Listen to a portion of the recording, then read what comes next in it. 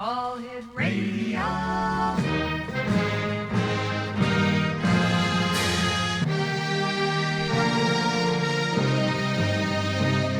Welcome to the X Zone, a place where fact is fiction and fiction is reality. Now, here's your host, Rob McConnell.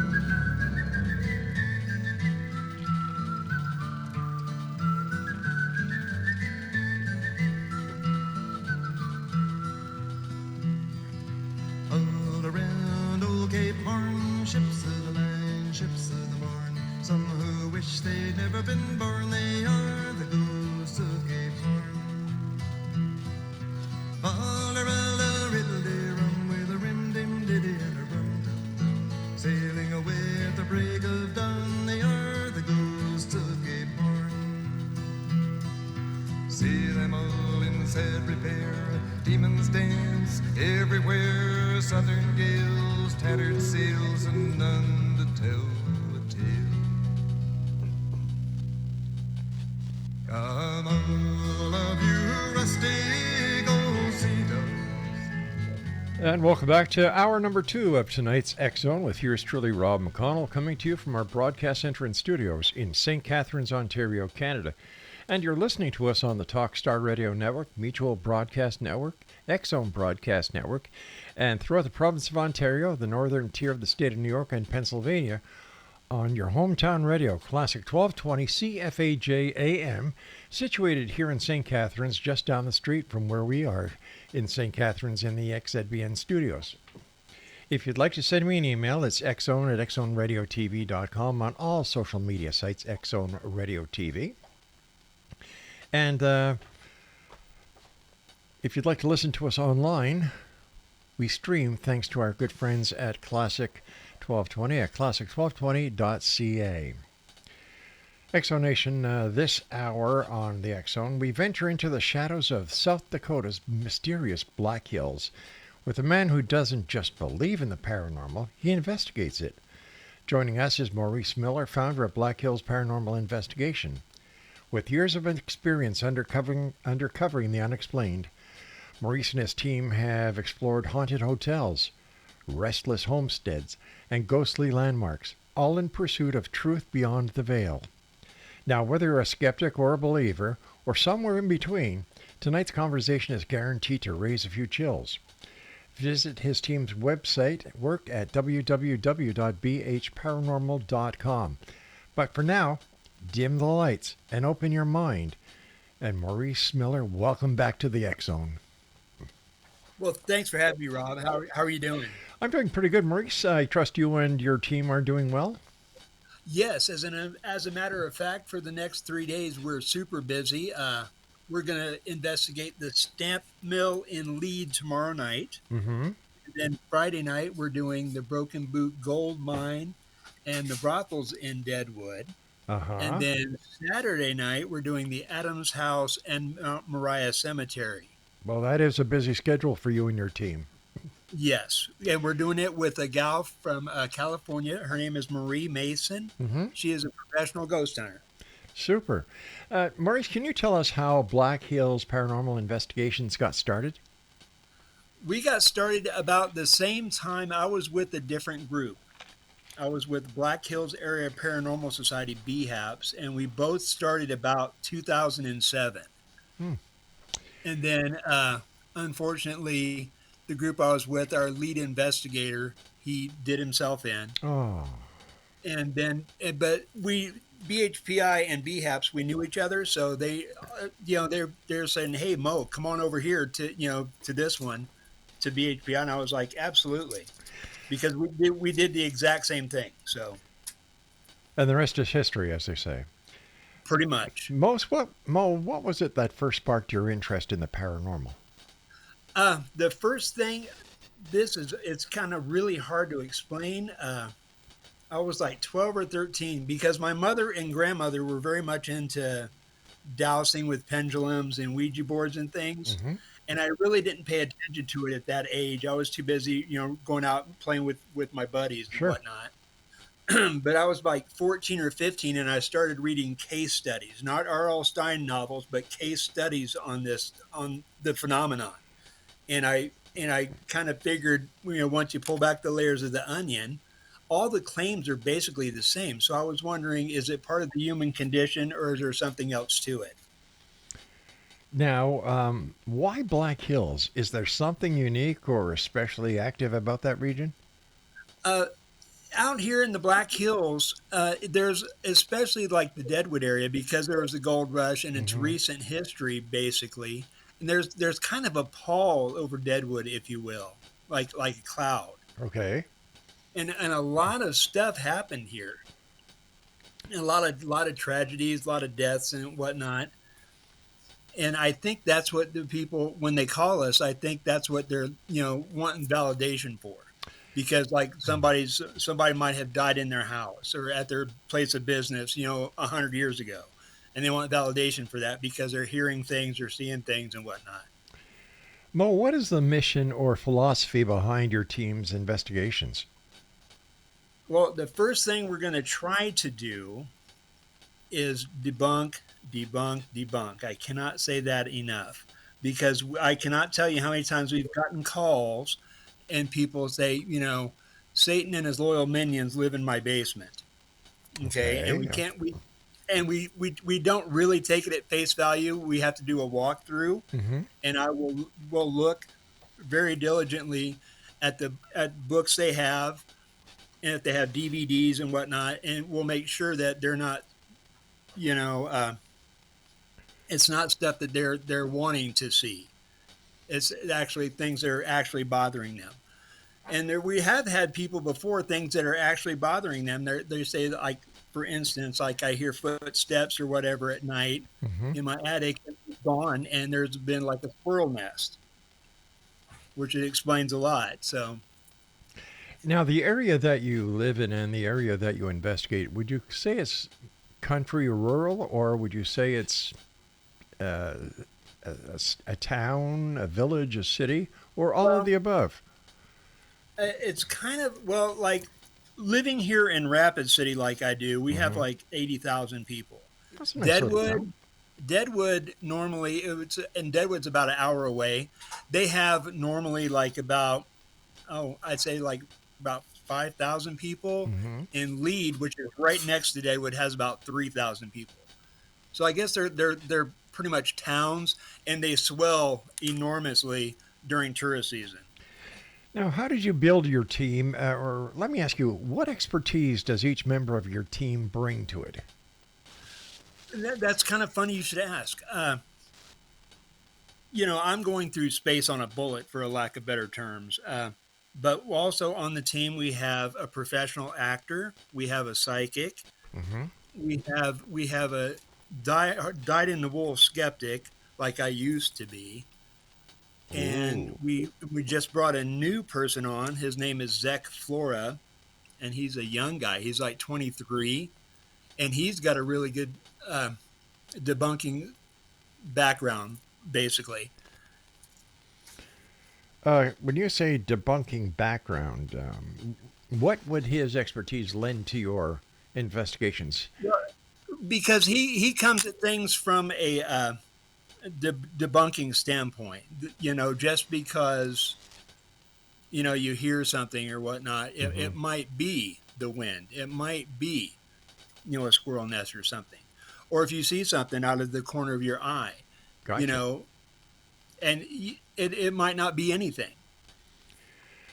And Uh, that's the kind of way, that's why we brought him on, because he looks at all these kind of things. he's a critical thinker. Yes. Gotcha. When you go out to do an investigation, let's say I was to call you up and say, "Hi, Maurice, it's Rob. Something strange, weird is happening inside my house, and I was wondering if you and your team would come down and take a look." What would you do? Well, first thing I'm going to do is talk to you on the phone. I'm going to try to get to the bottom of what's bothering you. Like, what are Okay. you seeing? What are you hearing? Next thing we'll do, we Hmm. do a preliminary walkthrough, and Okay. that's where we'll walk through, the business or residence, whichever. And the client is there, obviously, and they're pointing to where they're normally, this stuff happens, say, like in the kitchen Sure. or the living room, or in the main room of their business. And then we'll look around and we'll try to debunk right then and there. What are you seeing? Are you hearing anything? While we're there. And then from there, we'll decide with the client whether an investigation is warranted or not. But how often, when you do your walkthrough and your preliminary on-site investigation before coming to the idea that yes, it requires a full-blown investigation or not, how often does something actually happen while you're there to show you that an investigation would be a great idea because you and other members of your team have experienced something out of the ordinary? Believe it or not, it happens more so than what you would think. Like, for instance, just a week or so back, we investigated an elderly lady's house, and when we did the initial walkthrough, she was saying, there's somebody running across, her ceiling, upstairs, and Right. there is no upstairs, but you could hear. But me and Zach, we were both there. We actually physically heard somebody walking upstairs, and there is no upstairs. But was there an attic where some animal could have burrowed its way? No way. We looked for that kind of stuff, and there was nothing. What was the history of the house? It's like 100 years old. Mm-hmm. So it's pretty, as far as construction goes, that's pretty recent. But around here, that's really old. And the house itself, prior to this lady having these experiences, had anyone else experienced anything in the house? No, I tried to get that from her, and she didn't say either, neither here nor there on that one. That's a little strange, Because isn't it? that's a question I will ask. And I'll ask also, do they know the history of the location? Not just the house, but the land that they're on too. Now, would Zach go out and do research on the house to see if it was mentioned in any newspaper clippings, or does he check with the city to see if they've had any complaints about whatever electrical problems in the house or plumbing problems or anything like that? Yeah, we do. We go to the Register of Deeds, Okay.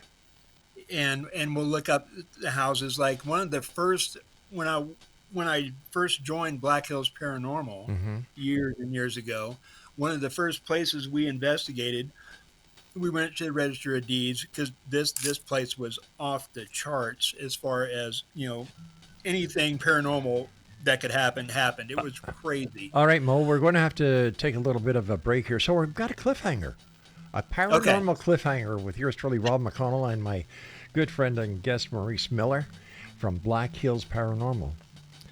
Are you a skeptic or are you a believer? Either way, send me an email. Hold on here. I'm talking to my audience. If you're a skeptic or a believer, send me an email, xzone@xzoneradiotv.com. See how enthusiastic this guy is? This is what we need more of in the world of the paranormal, are enthusiastic investigators who go the extra mile to prove or disprove claims of the paranormal. You're listening to us on the X-Zone Broadcast Network, Talkstar Radio Network, Mutual Broadcast Network, and on your hometown radio, Classic 1220 CFAJ AM here in St. Catharines, streaming us at classic1220.ca. The bright southern cross.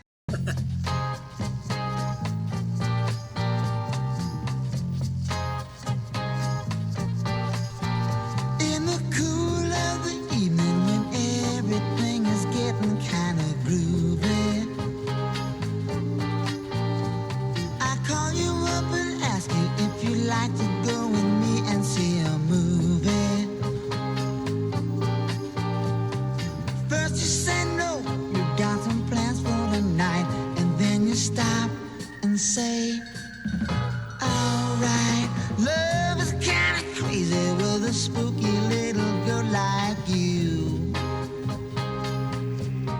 I know a girl by the name of Spooky. That's because nobody had a ghost of a chance with her. Boom, boom, tsh. Mo Miller is our special guest, and his website is bhparanormal.com. And Mo, before we went to the break, you started to tell us something, and we had to do a bit of a paranormal cliffhanger here. So please continue. Right. Yeah, and you were asking about do we do research on Yeah. places? In this house, it was crazy. We went to the Register of Deeds and we did some research. The house was moved here, Ah, but and at the it was crazy the stuff that we found out. Uh, they subbed it because where this house is, it's on the west side of town. It's packed into a neighborhood, obviously. right. But when they moved this house here, there wasn't a neighborhood. And what they ended up doing is these people ended up having orchards, and then they split it up between their children after Yeah. years and years went by.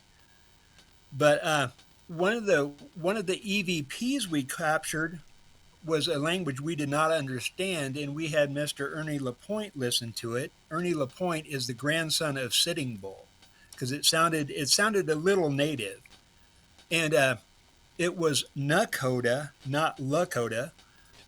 Nakota with an N, and that's from North Dakota. And apparently, this entity or whatever was saying, "What do you mean?"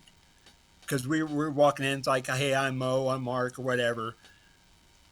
Anyway, come to find out, the land that place was on is apparently they gathered up this Indian or native, whatever we want to call it, and there was, I bet probably not 3 or 4 miles away, there was an internment camp for Native Americans there, which was really, really cool. I mean, not for the native people, Sure. but it was neat to learn. Yeah. Okay, so how did you conduct the investigation inside the house once you and your team decided, hey, we heard the footsteps?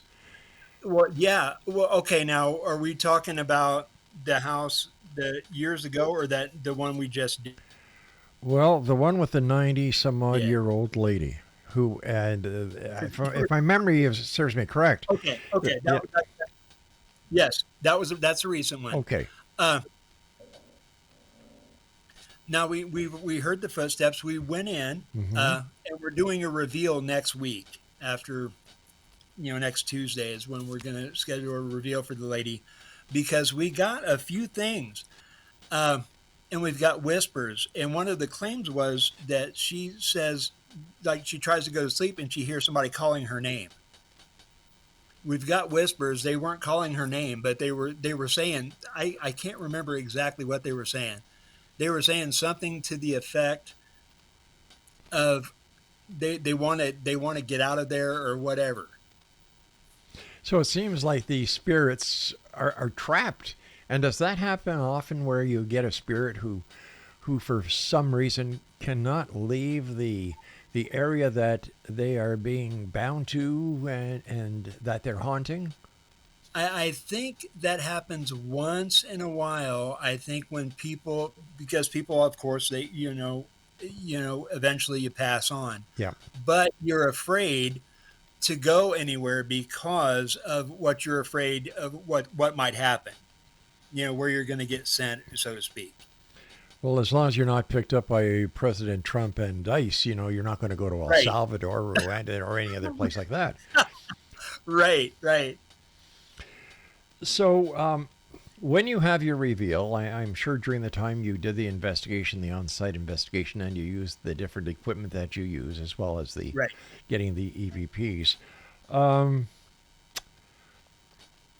How long does it take you to analyze the data that you have collected? Because I know that scrutinizing and listening to audio is a daunting task at the best of times.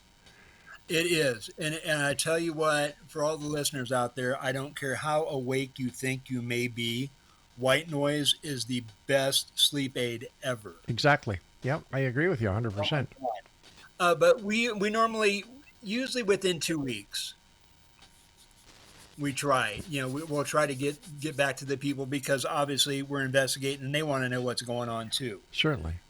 So it's not, we don't put them off for like 6 months, a year out, or whatever. So, what is Well, the conclusion of that case? I forgot to ask you one important question. This residence that was moved from point A where it is now, were there any battles around that area? no, No, eh? actually, in Rapid City, we had a flood back in '72. This last century, Right. 1972. But no, there's never been any like big battles out here.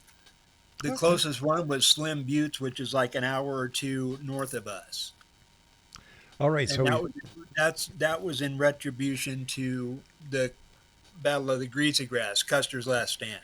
now did this lady just start having these encounters with the footsteps, or Uh, has she she's had it for about a year, and okay? she has nurses that come to her house and stuff, and she was telling them, and they were like, well, there isn't anything we can do. And Yeah. so she finally reached out to us, or her daughter did, and then we talked to her daughter, and then we met the gal that owns the place. Is it not strange that the place was moved from one location to where it is now, and after all these years, this is the first time within the last year that she has encountered this paranormal activity.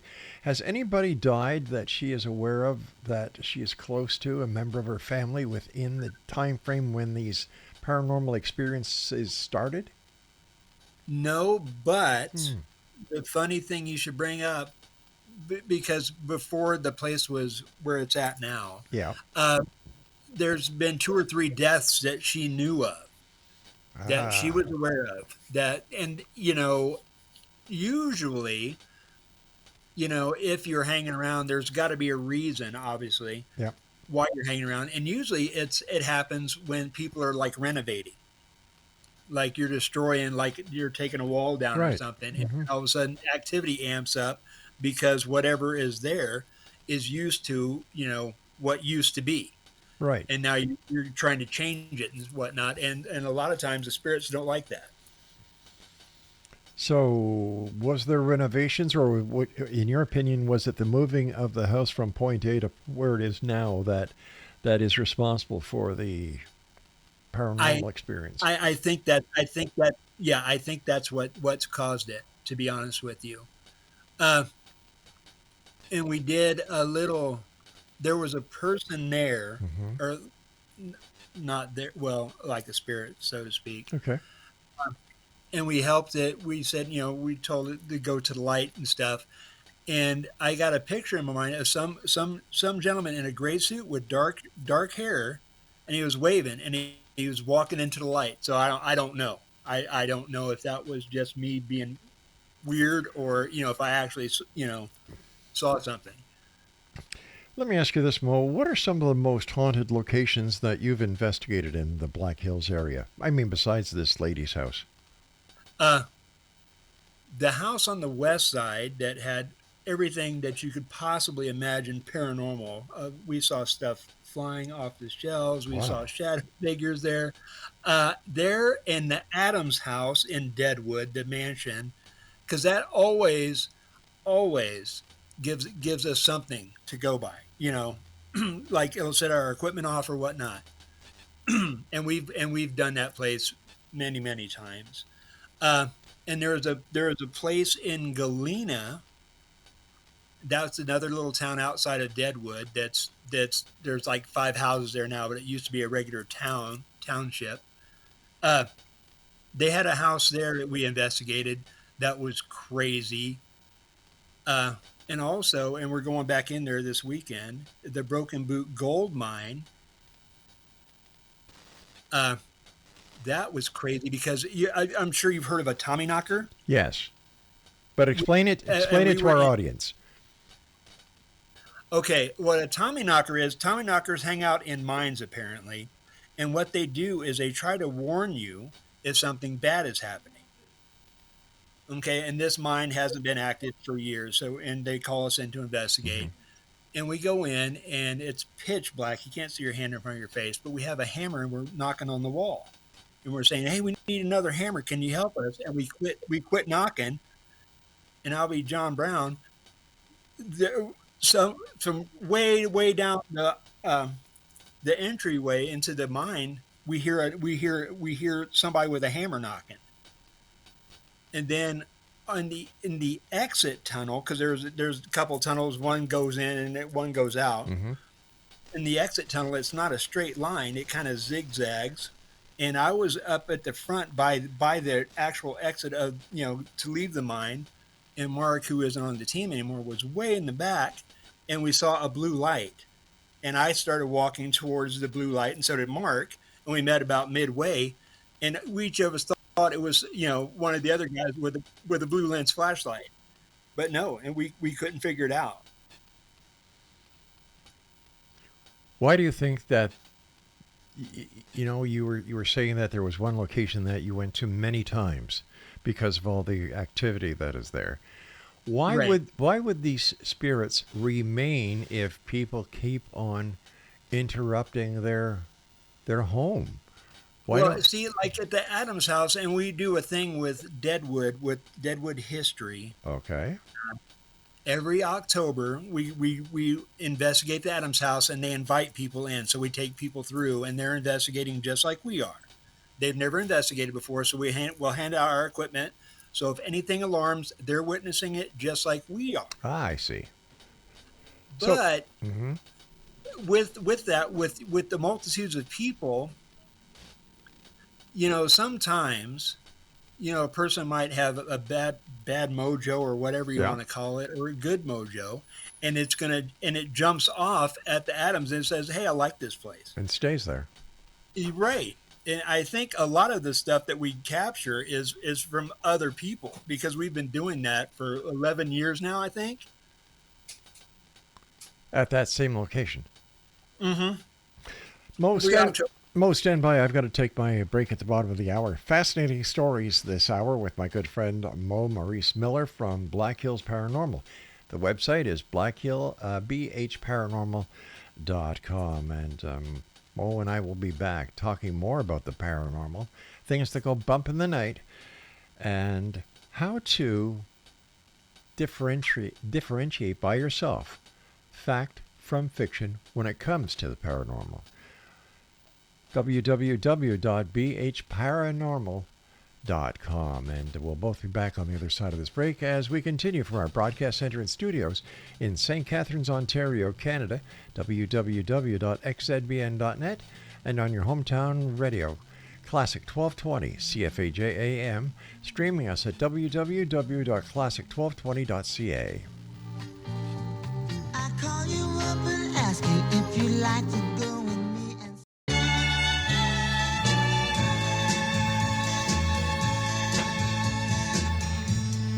when I see the sign that points one way, the lot we used to pass by every day.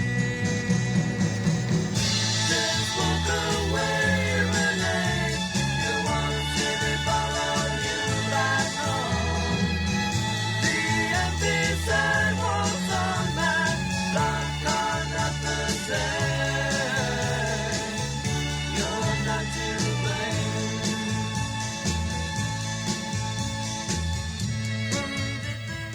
Welcome back, everyone. Maurice Miller is my special guest, and he is with Black Hills Paranormal. Their website is bhparanormal.com. What kind of equipment do you use when you go on an investigation? Okay. Oh my gosh, we have got so much. We just got a new toy also. It's called a dead bell, and I'll explain that in a moment. But we have SLS cameras, we have FLIRs, we have EMF detectors. Oh my gosh, we have Flux 2 devices, uh, digital dowsing rods, which are really cool because they're digital, so they light up at night, so you Mm-hmm. can see them. They're really cool.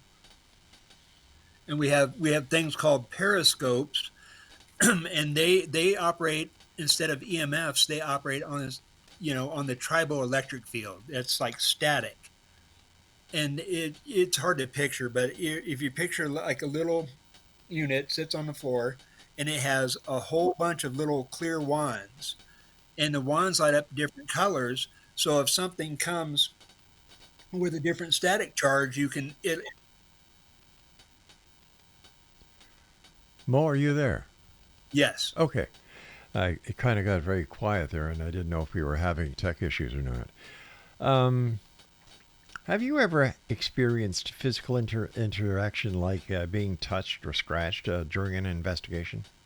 Yes. Way back, that house that had the Dakota indent in it, Oh, I yeah. was the people had a fire in the house. The house itself, structurally it was sound, but the inside had been gutted.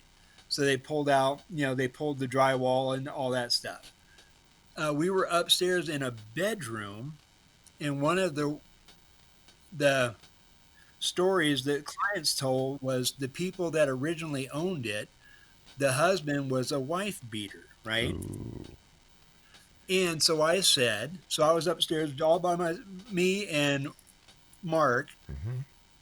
We're upstairs, and I said, "Hey, if you're picking on a girl that's kind of yellow, pick on me, and I'll be John Brown." I got slapped on the forehead, and all you heard was footsteps, and that was Mark running down the hall because he was going for the stairs Oh, because jeez. he was getting the heck out of Dodge. Um, And also, and then we were at the Lead Opera House just a few years ago, and way down in the basement there was a pool because it used to be like a big aquatic center, gym, gymnasium, and stuff for the people that worked at Homestake Mine. The pool has been since it's just a basement now, and there's a corrugated tin where you know over the top of the pool now, so you can walk on it. And from the shallow end of the pool, a rock came down. So I was looking up at the ceiling, and it was corrugated tin, and I was like, well, it couldn't be that. So I said, hey, if you're up there, you want to have a rock fight? So I found like a little pebble kind of thing, and I chucked it up there. And then lo and behold, a bigger one came down at me. jeez. So I pull on my hoodie like that's really going to help, right? Yeah. Well, depends what the But hoodie's made of. Yeah. right, and then we had a FLIR, a forward-looking infrared radar camera, and we saw a blue figure way in the shallow end, and it walked through a wall. So I'm thinking that's probably what threw the rock at me. I don't know. That is a good suspect, as far as I can Right, see. right. Okay, here's a question that I love asking our guests when they come on. What was the most frightening or inexplicable moment you've encountered in the field so far? So far, we saw here on 8th Street, which doesn't mean anything to you guys or listeners. Uh, me and Danny Joe, the psychic on team, it was just her and I. We're investigating this house on 8th Street. Hmm. Uh, there's a shadow figure that we actually got on camera in a corner. But when you'd go over to the corner, you'd stand there before we knew there was a shadow figure there, and we couldn't figure out why. We'd take a picture, and you'd see the corner, but you wouldn't see us. It was really, really weird. And it had me kind of freaked out a little bit. Then we saw the shadow figure in the corner, and we're like, oh my God, you know. How many? But I'm sorry, go ahead. no, we handled it just fine. But at first it was very startling. Can you share one of your most compelling cases or pieces of evidence that you have collected? One of the coolest ones was it was just a couple years ago. We were investigating a house in outside of Rapid City. Okay. Uh, anyway, we were all in the back of the house, and we heard this big boom. And so we came forward to into the living room and the kitchen and stuff, and every cupboard and whatnot was open, and the drawers were all open, and we're like, what the heck would cause this? And at the same time, we got an EVP, and it was an old lady, and it said, "I love you," right? And of course, we didn't hear that until we went home and did our due diligence listening to it. But we did the reveal for the lady and her daughter, and they were crying after we played that EVP for them because that was their grandmother. Oh, my Lord. Subsequently, the night we investigated was Grandma's birthday, and Grandma used to live there. So I'm thinking that was probably Grandma telling us, "Hey, I'm still here. I'm still around." I've noticed that there's a lot of paranormal activity that is usually centered at when there's a two-story house in the upstairs bedroom. Any explanation on why? No, I don't, and that's kind of funny. And people, I'm getting off on a little bit of a tangent, but just because like you live in an old house doesn't mean that you have spirits. Like, you know, you might be a creepy old house, and you're like, and it looks creepy. That's cool and all, but there might not be anything happening. Conversely, we have been in brand new homes, like constructed like 2 years ago, and all kinds of activity is happening. So I don't know why it's prevalent. I know what you're saying because we've had people tell us that too. Oh, it's concentrated in the bedroom and Yeah. whatnot. Uh, I don't know why. How about poltergeist? Are poltergeists associated with other paranormal activity? Because I understand that poltergeist is usually caused by a younger person, a young man or a young lady that's going into puberty. And I was wondering if you share that opinion. Yes, I do. And I really don't have a basis for it, but every time we've come across this stuff, like somebody says, "Oh, I've got a poltergeist," or they think they do, and there's usually a pre-adolescent teen that lives at the house.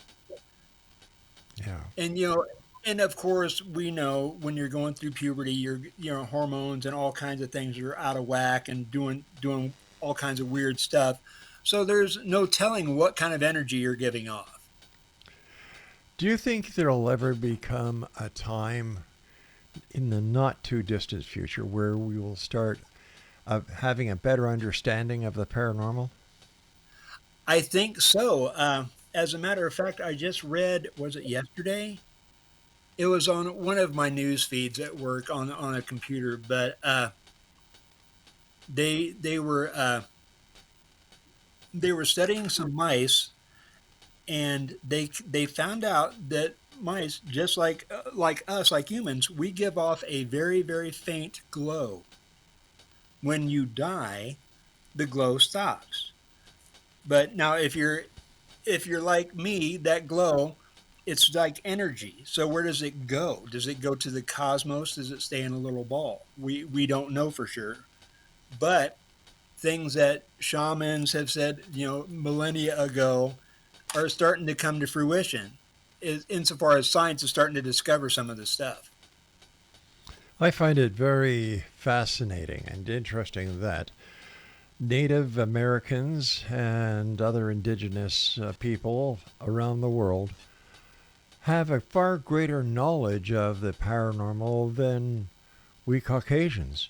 And I think that when it comes to the passing of stories from one generation to the next, this is something that we have lost. But thankfully, the indigenous people and the Native Americans and Canadians still value this tradition. Do you think that the information that is held within the indigenous and the Native American Canadian folklore should be taken much more seriously? I think so sometimes because sometimes obviously somebody's drunk or whatever Yeah. and they're just spouting off stuff, but uh, especially the elders, you need to listen to them because I think even though some of the stuff like we write it off, like Caucasian people write it off as like, oh, that's just a story, but somewhere way in the distant past there was a little bit of truth in there Yeah. somewhere. And you've got to, for a lack of better terms, you got to separate the fly shit from the pepper Hmm. to figure it out. Yeah, And funny we should bring that up.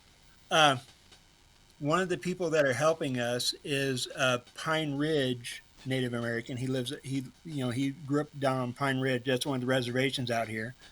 Uh, and he's got 3 or 4 stories. I'm gonna press him really hard tomorrow before we start the investigation at the stamp mill. But he was talking about wendigos, like skinwalkers, on Pine Ridge, and that'd be kind of cool to see. it sure Or would. at least hear. It sure would be very interesting. We've got about half a minute before I go to my commercial break here for our final break. Is the paranormal really paranormal, or is it really the normality that we just don't get yet? I think if you look back, I'm talking hundreds and thousands of years. I think that the stuff that I'm looking for, or actively involved in, is things that people, 500-600 years ago believed in wholeheartedly, and they didn't think twice about it. There was no such thing as a paranormal investigative group because stuff just happened, Yeah. and they were okay with it. And I think what happens now is people, because we're indoctrinated at a very young age, like, oh, it's all in your head, you're making it up. And so when stuff does happen, people don't know where to turn. Stand by. I've got to take my final break. Exo Nation, my guest this hour is my good friend, the one and only Maurice Miller from Black Hills Paranormal in South Dakota. If you'd like to find out more about Maurice and what his group does, visit their website, bhparanormal.com. And we'll be back on the other side of the short break as we wrap up this hour here in the X Zone with yours truly, Rob McConnell, from our broadcast center and studios in St. Catharines, Ontario, Canada, on the Talkstar Radio Network, Mutual Broadcast Network, X Zone Broadcast Network, and your hometown radio, classic1220.ca.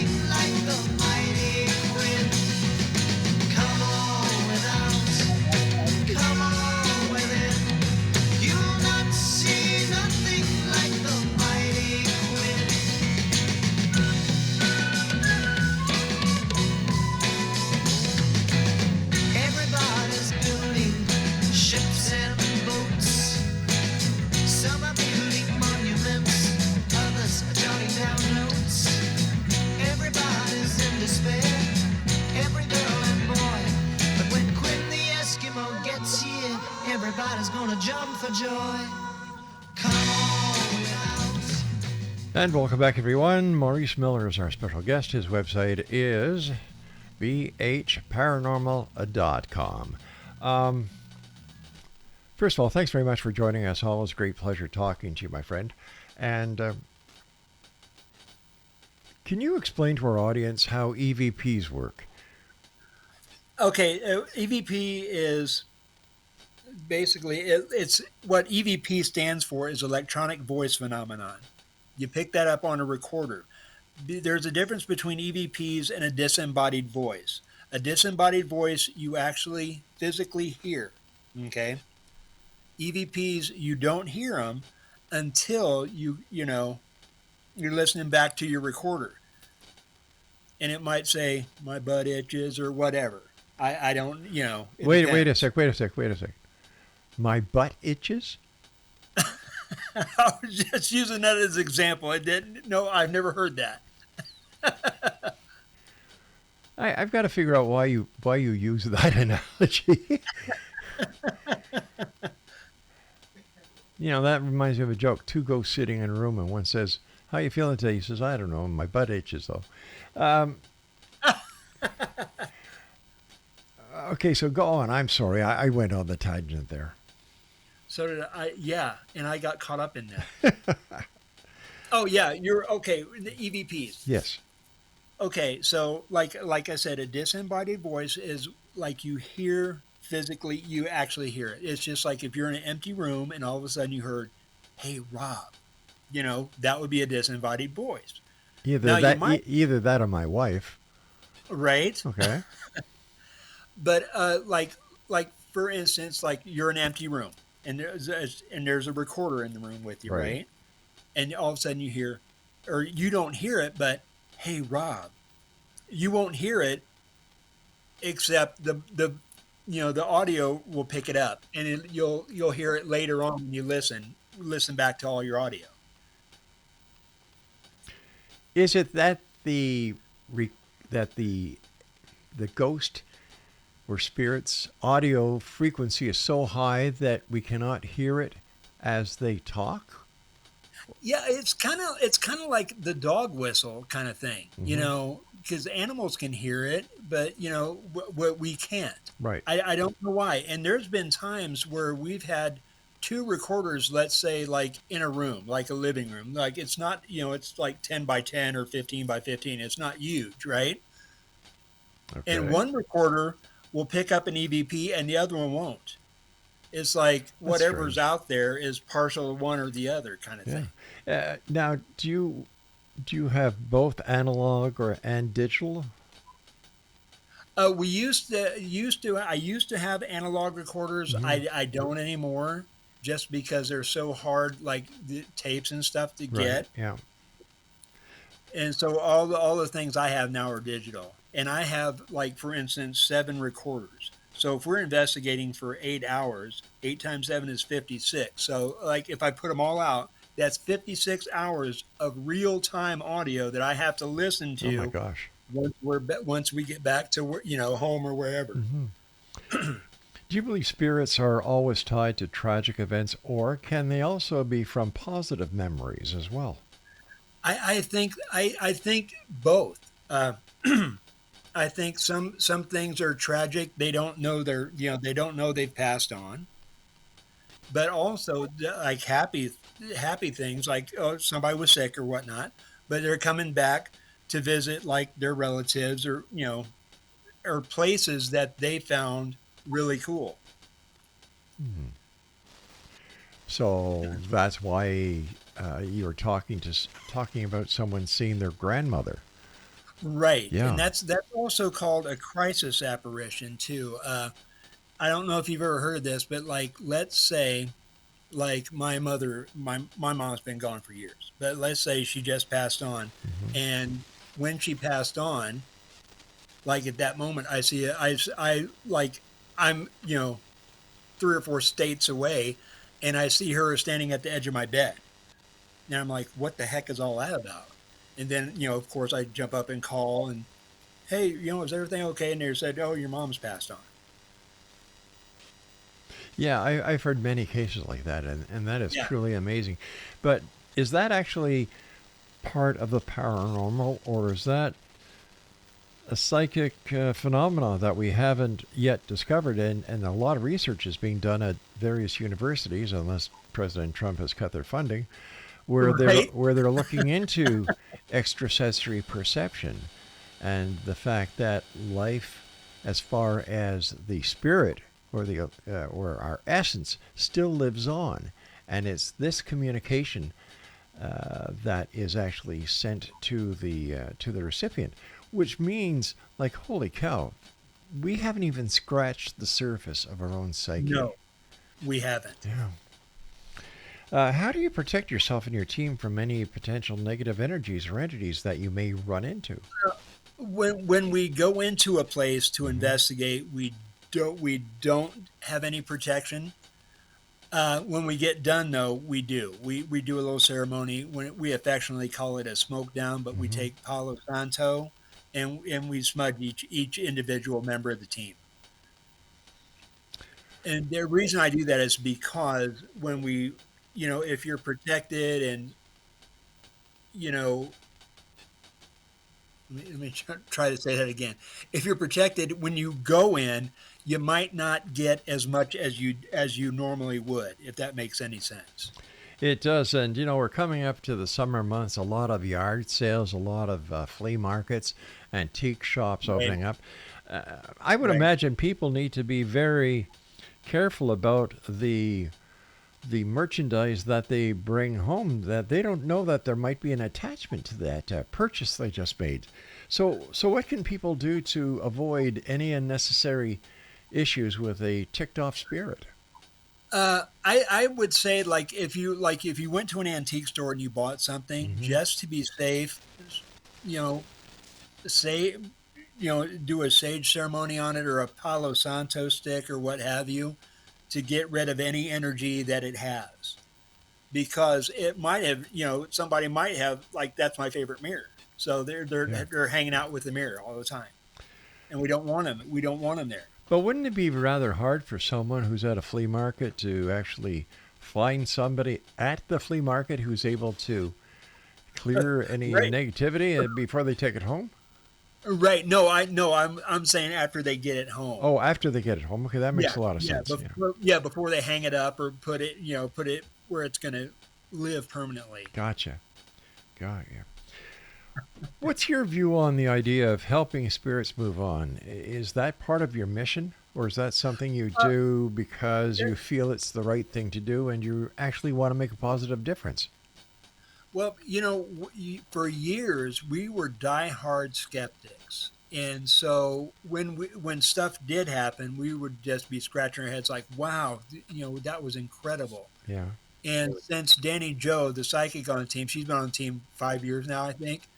Uh, she's slowly gotten us to the point where if there is a spirit there and and she makes a determination like I, for lack of better terms, a deliverance or whatever, Hmm.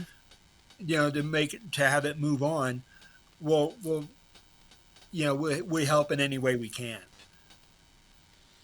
But You- sometimes you have stubborn spirits that don't want to move on, and they're not in a place where they're supposed to be anyway. They just don't want to move on. They just want to cause havoc and all kinds of scare people Sure. and all kinds of crazy stuff. Let me ask you, Mo, do you ever get pushback from property owners, skeptics, or religious organizations? From religious ones, not so much because we don't deal with them very Okay. much. But once in a great while, they'll call us necromancers and stuff because we gosh. talk to spirits. Huh. And what it just comes with the territory.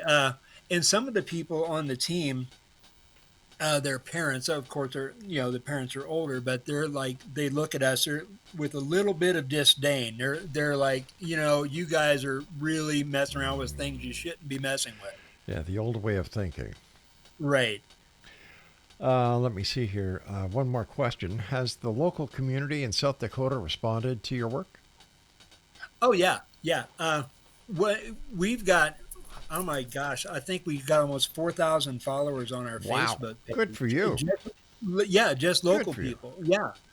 And which is really cool because, but I have to put this out there. We don't knock on doors because you have a creepy house or a business. It looks creepy. We want to come in. We don't do that. We let people call us first, if that makes any sense. It makes a lot of Because- sense, and that's Right. the way that I respect. Right. And I think because we do it that way, I Mm-hmm. think that more people are apt to believe what we're doing. Wow. Well, Mo, as always, whenever you're with us, time goes by so fast. I want to thank you for coming on the show. I always look thanks. forward to having you back on, and please give my very best to the rest of your team.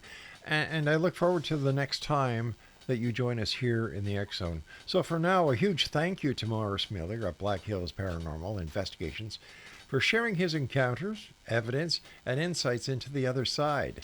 Now, if you'd like to learn more, request an investigation, or see some of the team's chilling case files, head over to www.bhparanormal.com. That's bhparanormal.com. From flickering shadows in old buildings to voices caught on tape in the dead of night, one thing's for sure: Black Hills holds more than just natural beauty. They hold secrets. Stay curious, stay safe, and always keep your dial tuned into and for the unknown. Take care of yourself, Mo. All the All right, best. you too. And stay out of trouble, huh? I will try. I will try. And then the next time, next time you guys have me on, if there is a next time, Of course there's going to be a next time. Come on. but I will tell you about this stuff this weekend that we're doing, all the different places we're doing. I'd love to hear it. And I'm with sure our Marie listeners Miller. would too. Yes. Take care of yourself, Mo.